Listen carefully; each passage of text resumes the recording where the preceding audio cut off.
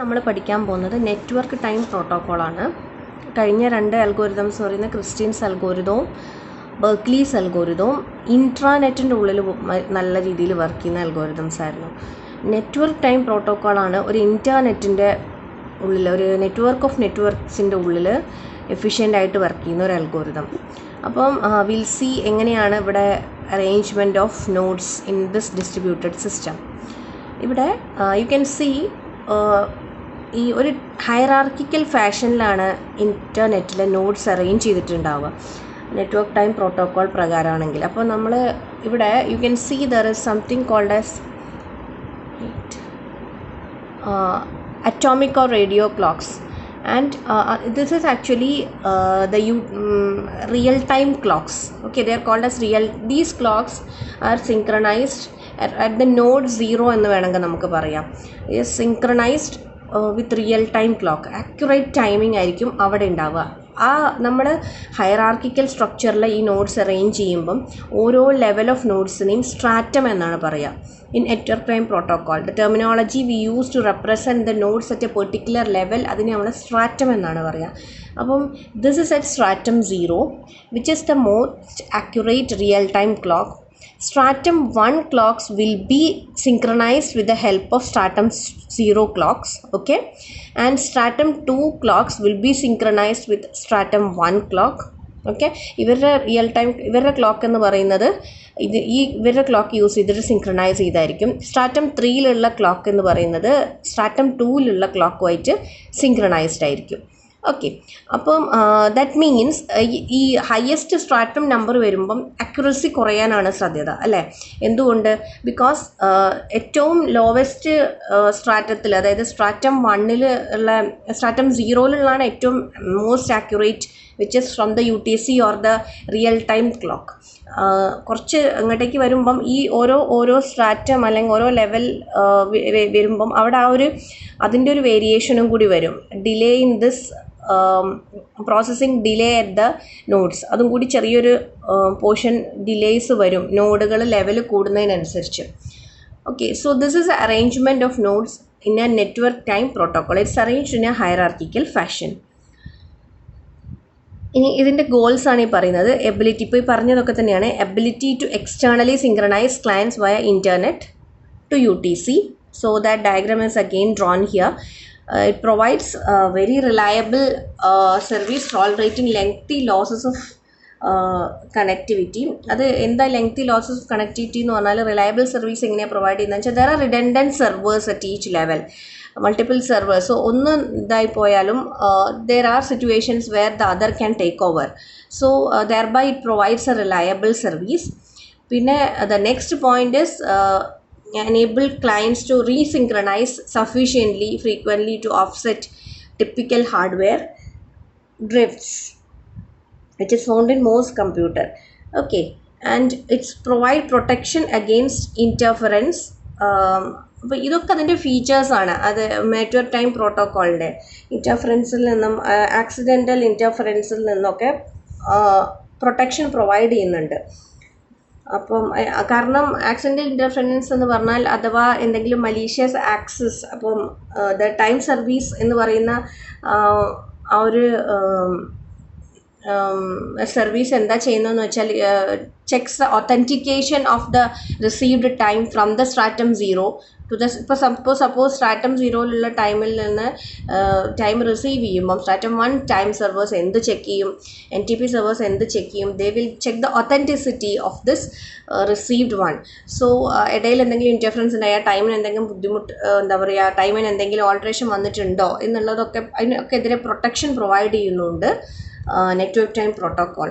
Accidental attack or malicious attack അതൊക്കെ നടന്നിട്ടുണ്ടോ എന്നുള്ളതും എൻഷുർ ചെയ്യുന്നുണ്ട്. ഇനി സിങ്ക്രണൈസേഷൻ സബ്നെറ്റ്സ് എന്നാണ് ഈ strata 1 strata. That mean nothing mean it is like we can ഈ ലെവലിൽ കാണിച്ചിരിക്കുന്ന ഒരു pictorial representation. This is stratum 1, this is stratum 2, this is actually stratum 0 which is a real time clock. Stratum number കൂടുന്നതിനനുസരിച്ച് accuracy കുറച്ച് കുറയുകയാണ് ചെയ്യുക. ഇവർ നമുക്ക് പ്രൈമറി നോഡ്സ് എന്നും പ്രൈമറി സെർവേഴ്സ് എന്നും പറയാം. This is secondary NTP servers, പിന്നെ ടേർഷ്യറി, അങ്ങനെ യൂസർ വർക്ക് സ്റ്റേഷൻസ് ആയിരിക്കും അറ്റ് ദ എൻഡ് ഉണ്ടാവുക. ഓക്കെ, അപ്പം ഇതൊക്കെ അതിൻ്റെ ഇപ്പോൾ പറഞ്ഞ പ്രോപ്പർട്ടീസ് ഒന്നുകൂടി ഡീറ്റെയിൽ ആയിട്ട് പറയുകയാണ്. ലെയേർഡ് ക്ലയൻറ്റ് സെർവർ ആർക്കിടെക്ചർ ആണ്, based on its client server architecture, client requesting for time, server receiving the time, and it is based on UDP message passing, reliable message TCP അല്ല, connection oriented അല്ല, UDP datagram based ആണ് time ക്ലയൻറ്റിൽ സെർവറിൽ നിന്ന് ക്ലയൻറ്റിലേക്ക് എത്താൻ പോണത്. പിന്നെ പറഞ്ഞ പോലെ synchronization at clients with higher strata number less accurate due to the increased latency to strata 1 time server. ഇടയിലിടയിൽ വരുന്ന ഈ ഡിലേസ് കാരണം ദർ ഇസ് സിങ്ക്രണൈസേഷനിലും വ്യത്യാസം വരും. ഇനി ഫെയിലിയർ റോബസ്റ്റ്നെസ്, അതായത് ഫെയിലിയർ ആയാലും റോബസ്റ്റ് ആണ്, സ്ട്രോങ് ആണ് ഈ NTP system. Why? If a strata 1 server fails, ഏതെങ്കിലും ഒരു സെർവർ ഫെയിൽ ആയി, it may become a strata 2 server and that is being synchronized with another strata 1 server. അപ്പം ഫെയിലിയറിൻ്റെ കേസിലും, അതായത് ഒരു സിംഗിൾ പോയിന്റ് ഫെയിലിയർ ഉണ്ടാവുന്ന പോലെയുള്ളൊരു ബുദ്ധിമുട്ട് ഈ ഡിസ്ട്രിബ്യൂട്ടഡ് ഈ സിസ്റ്റത്തിൽ, സിങ്ക്രണൈസേഷൻ സിസ്റ്റത്തിൽ ഇല്ല. Okay, it's robust.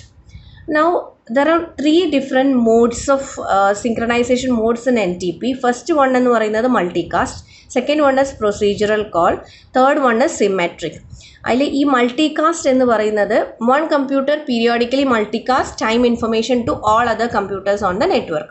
Okay, multicasting എന്താണെന്ന് നമുക്കറിയാം. And these adjust clock assuming a very small transition delay. കുറേ കുറച്ച് ട്രാൻസ്മിഷൻ ഡിലേ ഉണ്ടായിരുന്നുള്ള അസംഷനിലാണ് ടൈം അവിടെ ക്ലയൻസ് അഡ്ജസ്റ്റ് ചെയ്യാൻ പോണത്. only suitable for high speed LANs. This method is suitable only for high speed LANs, yields low but usually ഒരു acceptable synchronization ഈ multicast വെച്ചിട്ട് ഈ NTPയിൽ നമുക്ക് അച്ചീവ് ചെയ്യാൻ പറ്റും. ഇനി next is procedural call based. It is also similar to Cristian's protocol. Server accepts request from clients and higher accuracy വേണ്ട സ്ഥലത്താണ് ഈ ഒരു മെത്തേഡ് ഫോളോ ചെയ്യുന്നത്. Or where multicast is not supported by the networks hardware and software.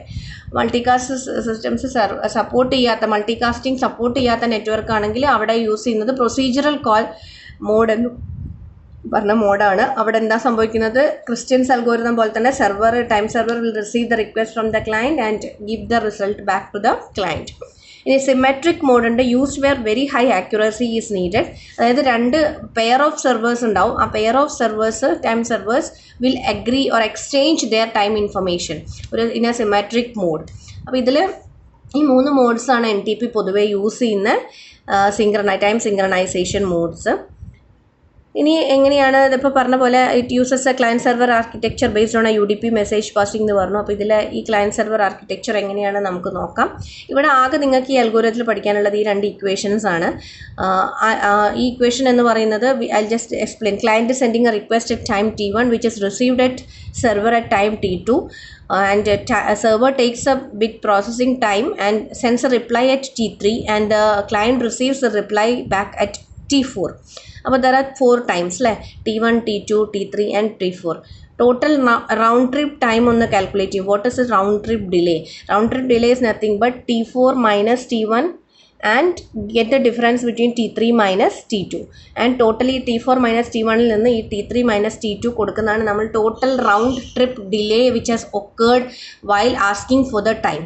Okay, ഇനി ഒരു offset which ക്ലയൻറ്റിന് time കിട്ടിക്കഴിഞ്ഞാൽ client should add an offset time to the receive time from the server അല്ലേ. ആ offset എങ്ങനെയാണ് calculate ചെയ്യാമെന്നാണ് ഇവിടെ കാണിക്കുന്നത്. Offset is nothing but this T2 minus T1 plus this T3 minus T4 divided by 2. അങ്ങനെയാണ് offset calculate ചെയ്യുക. Okay, the time at which the server has received the request minus the time at which the client has sent the request and add that with the time the server is sending the time back to the client and that the client has received the time. അതിൽ നിന്നും ആ 2 നിന്നും add ചെയ്തിട്ട് divide by 2 ചെയ്ത് കഴിഞ്ഞാൽ time offset calculate ചെയ്യും.